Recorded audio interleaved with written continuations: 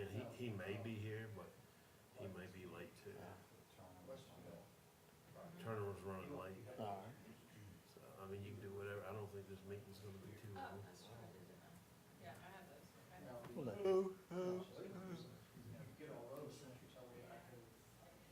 have not gotten an answer. So I gotta find somebody else.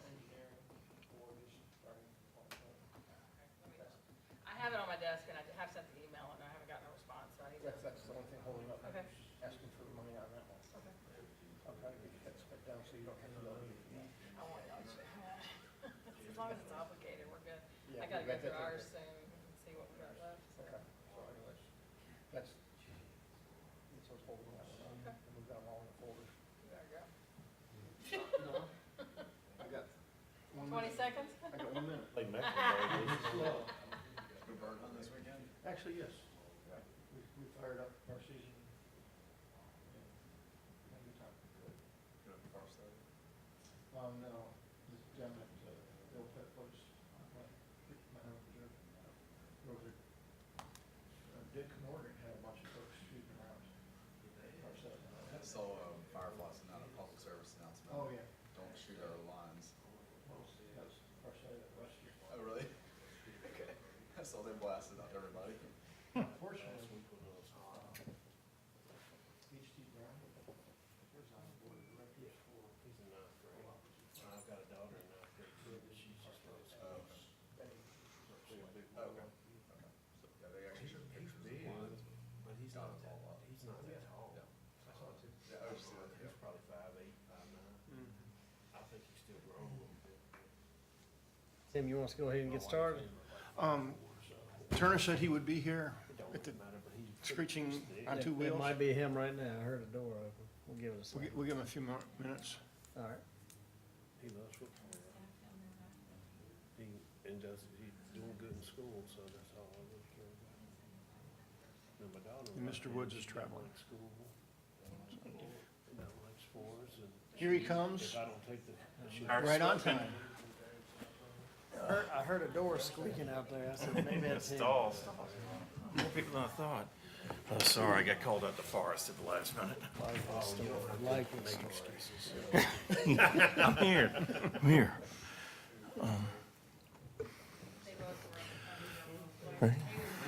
All right, good afternoon. It's September 3rd, 2024, at 1:30 p.m. This is our September meeting of the Amherst County Service Authority. Meeting is hereby called to order. All right, let's see, from the beginning, let's go with the approval of the agenda. So moved. All right, any discussion? Hearing none, all those in favor signify by saying aye. Aye. Any opposed? Motion carries. Next item is citizen comments and concerns. Do we have anybody signed up? There has been no one signed up. All right, we will pass on that item. Thank you. Next item is the consent agenda with the draft meetings and the monthly financial report. Is there a motion for the consent agenda? So moved. Motion by Mr. Wade. All those in favor signify by saying aye. Aye. Any opposed? Motion carries. Item number 5, our action items. All right, USGS stream gauge funding agreement. I didn't know about this. This is interesting. I learned about it too, when the invoice showed up. As part of our water withdrawal permit, the authority was required to construct and maintain a gauging station to track the level in Harris Creek that allows us to withdraw a certain amount and continue certain amounts passing by downstream. It's all measured in cubic feet per second. The gauging station was constructed and was turned over to USGS for operations and maintenance. And they've included it in their system. It's an annual cost to us. Previous cost was around $16,500, somewhere in that. We have the proposed 5-year agreement starting at $18,490, going through 2029 of $21,220. This is a requirement for us to operate, so we really don't have a lot of choice in this. But I did include in here links to to the gauging station so you can see exactly what's going on. And the stream is pretty viable. A little bit of rain, it goes up, and then it works its way on down. A lot of rain, it goes really up, and then works its way on down. So I'm just requesting authorization to move forward with the agreement. USGS is drafting that agreement. I'd hope to have had it for this meeting, but I would like authorization when it is presented to us after review from council. Are there questions regarding this? How frequently do y'all review this? Daily? Okay, so you do, and any issues we should be aware of? No, sir. Okay. No, So- sir. I have a question. It relates to this in a way that Lynchburg, of course, draws from the Peddler River. But from my the- understanding is they're grandfathered in on the amount of water that they can actually take out of the Peddler River. And you may not, no, they actually They take out a Peddler Reservoir as their Yeah. supply, and then they also have a Queens agreement where they were authorized to pull from the James. and And that is all pre 1986, I believe, where those water withdrawals are grandfathered without requiring a individual permit. I believe when the authority worked on the dam back in 2002, it required a modification of a permit, so that we are a permitted withdrawal now. The amounts of Lynchburgs I do not have. Yeah, I don't think they're, the Peddler Reservoir, of course, they monitor it on the level, and then they pull from the James once it goes down, but I don't think they have the same requirements we do. It's just kind of an unfair system in some aspects if you're grandfathered in. Yes. What we use that daily information for is to make sure that we're releasing sufficient water past our withdrawal. And when I was out at the plant on Friday, we were at 70% creek water, 30% reservoir water. And we can alter that because during these storm events, the creek gets pretty flashy, gets high in turbidity. We can let that turbidity pass us and not have to pay for removing that and go to the reservoir, which is usually fairly clean. Thank And we you. go backwards and forwards. During the entire recent drought event, I believe the reservoir dropped 7 inches total. It's pretty good. And then Hurricane Debbie brought it right back up to 6 inches over. Thank you. So the authority is blessed with several water sources, and that's why the James River intake structure, I asked you to pause on that indefinitely till we need it sometime in the future, maybe 2050. But right now, we've got reservoir capacity, safe yield capacity, and then we also are working towards making sure we have interconnection with the city of Lynchburg to be able to purchase water when we need it. If I could add on to that with a brief segue, is demonstrated in Virginia recently how important that is. I don't know if you saw in the paper, a couple of news articles popped up. There's another service authority on the Rapidan River that had taste and odor issues, and they believed it to be in the source water, and there was no other alternative, and they had a do not drink notice for their water system for over a week. That's why, one of the reasons why it's important to have redundant sources. Or if the Harris Creek has a problem in it, whatever happens in Harris Creek has a problem, we can use the reservoir for a while until it clears up. Or vice versa. Yep. Yeah. So very important. Mr. Castillo, what's our alternative if we said, no, we're not going to pay you guys to do this? We would have to learn how to operate and maintain this and present the information to the USGS in a format they would want. You think that that's for the amount that they've asked, which ranges from what, 18 to 21,000 over the course of 5 years, or however many years, you think that's a reasonable? I believe this is a reasonable request. They're trying to cover their costs, particularly of the software that they're dealing with and the upgrades that they've made. Okay. Further, is there a motion to, I don't have the written motion in front of me. Is there a motion?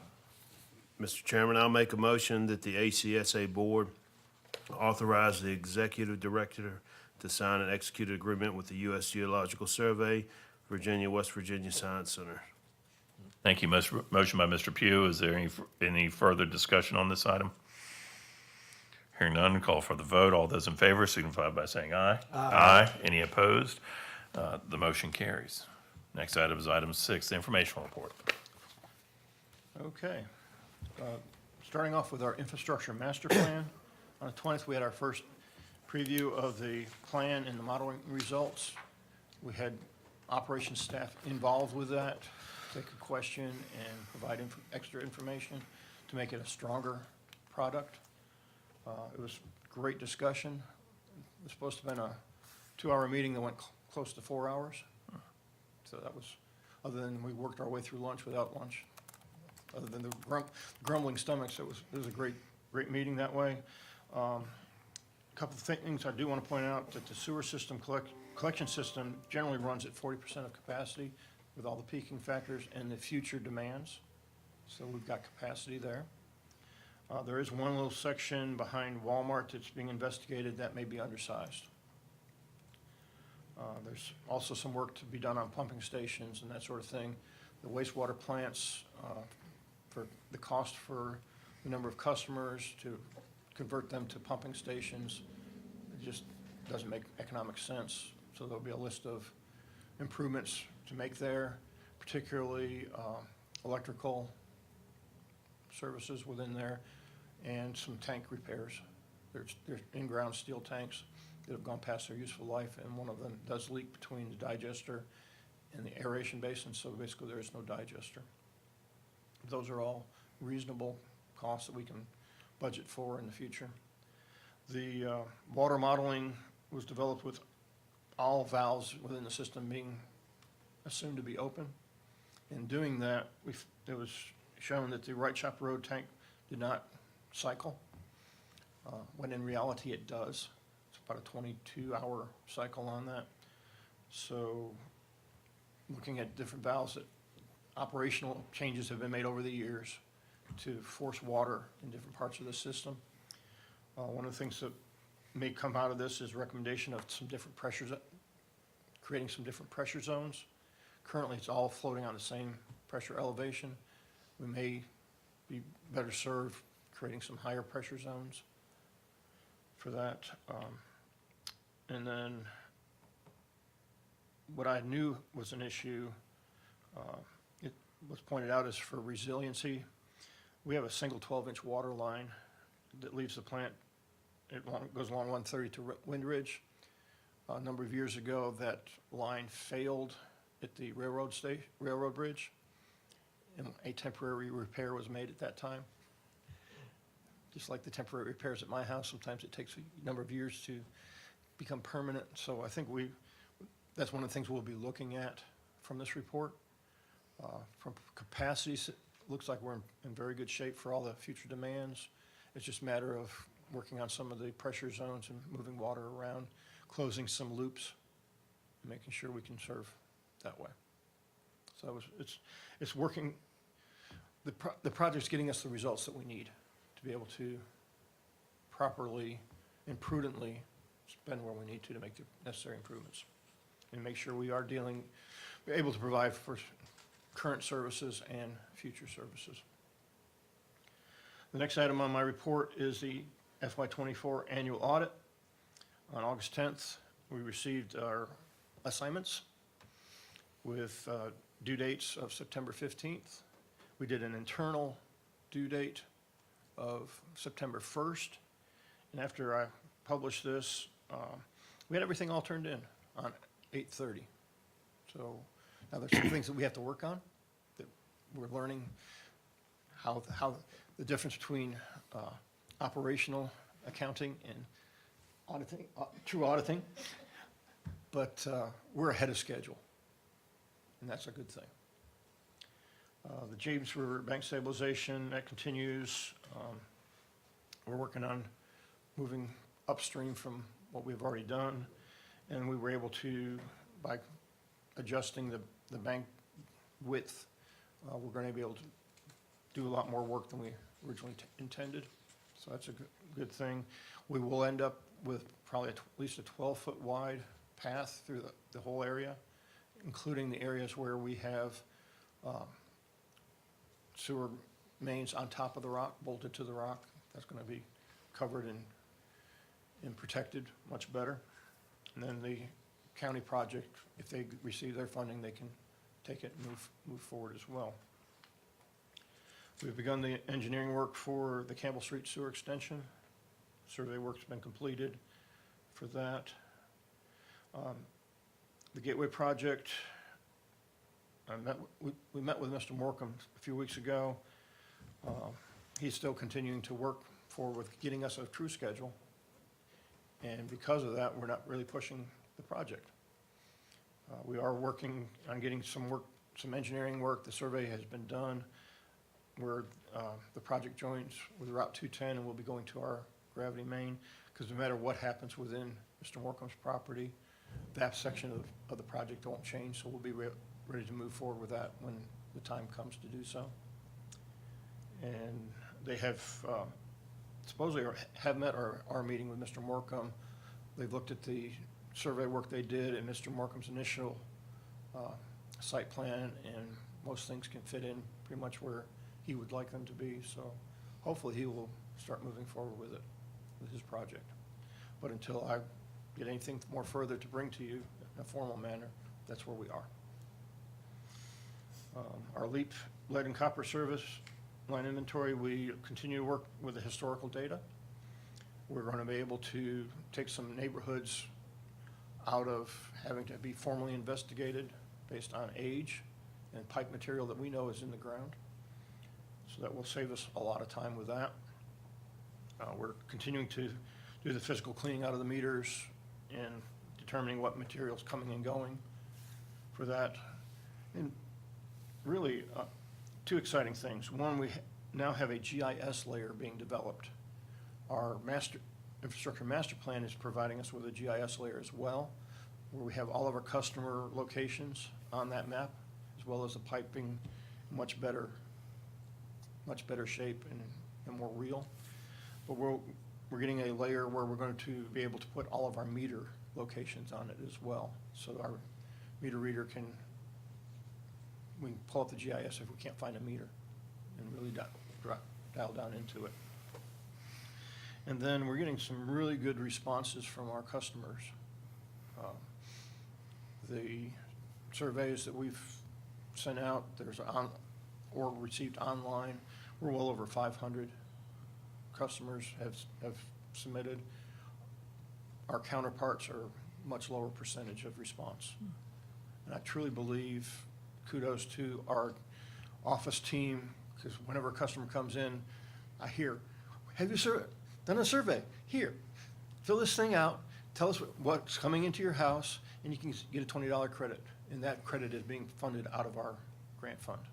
So it's great customer service, great customer relations, and a great way to get this information in a cost-effective manner.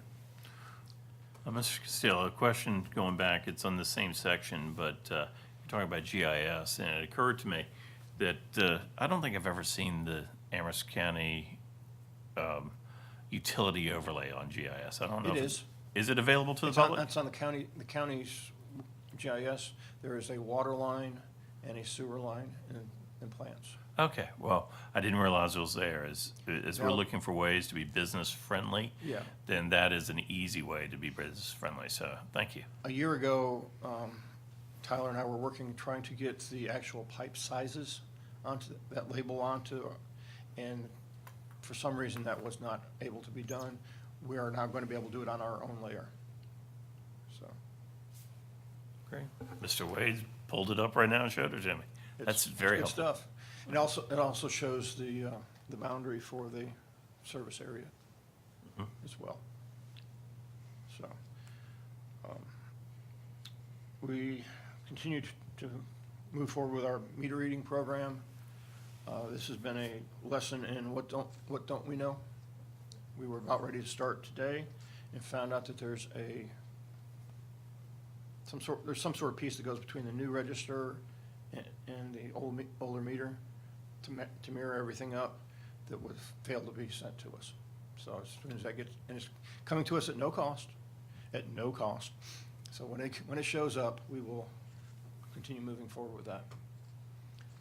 So, then I've got, I've been communicating with CVTC about their existing infrastructure, and I show you the backbone that we've asked them to consider donating to the authority, as well for the water side, as well as the sewer side. We received verbal confirmation that they are willing to do that at no cost. I will ask them if they can, because they've contributed funds for the water side already, but they have not contributed anything on the sewer side. If we could have a pot of money, because there are going to be a few areas where we need to do some I&I investigative work, as well as some manhole rehab. If we can get that funded through that, that would be beneficial. But until I get something, again, more formal, I'm just bringing you up to speed where things stand. And a couple things that are not on your list. Can I comment on the CVTC? Sure. For the question, I really like this because we had previously talked about not accepting any of the infrastructure. And it makes sense that we take the primary lines, not the secondary lines, but the primary lines. Makes a lot of sense to me. And on the wastewater side, on the sanitary sewer collection, are you just basically going up to the property line? No, I guess it all has to be on their property. It's all But on why, but it's not extending into, you've got a definite boundary. Correct. It looks I'm like. I'm Can not you trying to expl- serve any of the buildings. I'm just trying to get the main line. The main draws. Yes. And then future construction will tie into those. Yes. Okay. And similarly on the water line, if future construction needed to move any of those water lines, the water line be in place, it'd just be a relocation at that point. Correct. And a reassignment of an easement. Correct. I think that works really well. All right. Thank you. Keep going. No problem. But a couple things that are not on your agenda that showed up after it was, just as it was being published. We received notification from the Health Department that on our Consumer Confidence Report, the NOV that was received back in February was to be included. Was not aware. Health Department reviewed it. They didn't make us aware that this existed. So I'm working with the Health Department on that. We may end up with an NOV for failure to communicate. There is no water quality issues. I've even gone back and seen and found the raw data where that sample that was missed on February 1st was taken. So I'm going to work with VDH and see if we just expunge the whole thing. Because obviously there was a clerical error someplace. The report that was brought back to us from DCLS showed that there was total total chlorine. It just did not include the value, which to me says somewhere a digit didn't get put into a database. So I'm going to be working on that. But I did want to make the board aware that this may become a public information issue one way or another. Hopefully not, but we'll continue working with it. And the Health Department is being very helpful with this. They are. So fortunately, there's been a very good working relationship. We are with the Lexington field office, which has had a long-standing history of working with utilities rather than being the hammer. So, next thing I wanted to bring up to you is I mentioned to you previously that I serve on the executive committee for the Energy Steering Committee for VML and VACO. We had a meeting on Friday where APCO is currently going through a rate case, and they offer for a reasonable settlement. And my experience with rate case, it was a reasonable settlement. However, the Office of Attorney General is not wanting to accept anything that way. They are holding the position that APCO's rates are more than sufficient and shouldn't be any changes. Behind the scenes, there are 3 new commissioners, and they may just want to bring this before those commissioners to a trial to see how the commission feels about things. My only concern is the litigation cost of this is a legitimate expense that the power company can then include into the rate base that falls on the back of the customers. It's one of those vicious cycles. So, but hopefully, cool heads will prevail and things will move forward. And then the last thing is, I mentioned that we are working with DEQ on our VPDS permit renewal for,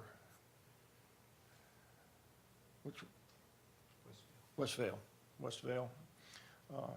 It's been reviewed. There was several pieces of, several forms that DEQ could not find. They had been submitted to Both DEQ. muted. And so conversation this morning, all that's moving forward. And there will not be any nutrient removal necessities with this new permit. That's another reason why the existing plants can stay functioning as they are. So that is what I have to report. Any final questions for the executive? Two comments. Yes, Mr. sir. Chairman. First off, appreciate the hard work y'all are putting into the master plan, so looking forward to seeing that, next month? It'll be October. October. The, Where's that thing at? yeah, Well, which is probably next not month. October So 3rd or November. whatever. We'll shoot for that. Yeah, they're working on the revisions and updates. Also, Mr. Frederick, who is our primary, is out of the country for a couple weeks, so he will respond sometime. Fair enough. The other thing was more of a question.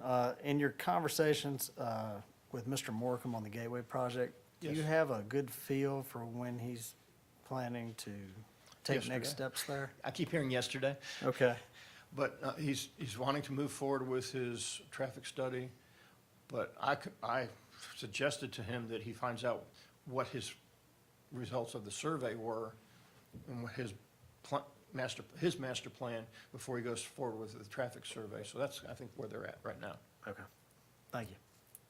That's all, Mr. Chairman. Any others? Expand on that a little bit. You encouraged him to wait on his traffic study until what? Until he knew exactly what structures if the survey work of the topography was not going to allow him to have what he wanted, then he would have to redo a survey and put him behind, and it'd be an additional expense. More of a concept plan Yeah. with a unit count. Yeah. But what I've been told by Hurt and Profit is that everything seems to lay pretty well, so he should be moving forward with that. But I just felt it was the right thing. Okay. He was ready to march forward, and I know those traffic studies are very expensive. So I If think he had to he's, redo it again, I didn't want to. but I mean, I know he's doing survey work, but is Hurt and Profit actually doing site design? They're supposed to have that agreement resolved, is my understanding. The agreement with Hurt and Profit was for the survey work. Now they're working on getting an agreement for the actual site design. I'd like for us to be kept posted on that, because, you know, this has been going on for quite some time, and I think the county and the Service Authority have done what they said they were going to do. Yes, sir. And, you know, we were somewhat reluctant to do it, not knowing where he was going to be with the project and how fast he's moving. As soon as I know things, I'm happy to share them. That's why I bring it to you in this manner. It may be, to help with that, it may be nice in the updates just to have a couple milestone points in the update so we can keep track of it. So if we know that there's a survey is supposed to be complete, and then if a contract with the engineering firm for design has been executed or not, just, Okay, I will do just that. key Sure. schedule points would be helpful. I can do that. Maybe, with the, all right, thank you. No problem. Anything else from the commissioners? This is, this first development project I've had where the developer is not pushing like I envisioned with his own schedule, and we're having to play catch up. Last thing I want, particularly per your instruction, but from my own perspective, is for us to get way out in front of him. I'm trying very hard not to do that. But also, we have commitments to, with the ARPA funds, to make sure that those are spent as Yeah, well. so, I mean, there has to be sooner or later, a deadline where something has to be done, or there should be some reconsideration on this board. Okay. I'll set up a meeting with Mr. Morcom, and we'll come up with some timetable. As part of that, why doesn't your team come up with, you know what your due date is, back up as to when you have to start something, and give yourself some flexible time, some wiggle room in there. Yeah. And then that would, we need to start by this date if we're gonna go or not. That Okay. could help inform our decisions. Okay, I can do that. Okay, anything else? All right, moving on to the next section, which is citizen comments and concerns. Anybody sign up during the meeting? Not that I'm aware of. No check. Okay, thank you. Are there matters from members of the Service Authority Board? Yes, sir. Go ahead, Mr. Beer. So, November 5th would be our next meeting, and that is Election Day. I know that the Board of Supervisors has canceled their meeting for November 5th. I don't know what you all would like to do regarding that, or if it's important that we hold this meeting and go ahead and do it anyway. I just would like to get a feel from the board. I think the board's gonna consider to cancel it. They haven't done it yet, I would assume. Okay, well, if we do cancel it, then we can just go along with, this board can go along with what the Board of Supervisors will do, unless there's something pressing that we need to Yeah. address. It sounds like the master plan may be up. I'm not opposed to canceling the meeting, but then we maybe distribute the master plan for our review for the next meeting. Yeah, and hopefully it'll be here for the October meeting, Oh, that'd be nice. but we'll see. All right, so the preference, see if the preference is to follow the Board of Supervisors Okay. plan for meeting unless there's a reason not to, unless there's a That's reason what reason we not did. to. That's what we did last year, I believe. Okay. Ms. Martin? Can we get an update on Seminole Plaza again, please? It is part of the South Madison Heights planning grant area. There is currently a PER being worked on to include that, so we know exactly what cost if for a new system, what that would be and how to go about doing that. Could you go ahead and just start putting that in your informational report? Sure. Thank you. Yeah, just want to say thank you for putting out door, I don't know what you call those, door knockers Door for the hangers. community block grant. Yeah, no So problem. appreciate you reaching out to folks on that, so, I caught kids getting off the bus. It was fun. hey, pay them in pizza, whatever you got to do, so, thank you. You're welcome. Since everybody else commented, I'll pass this time. Thank you, guys. If there's nothing further, our next meeting is first week of October, and we are adjourned.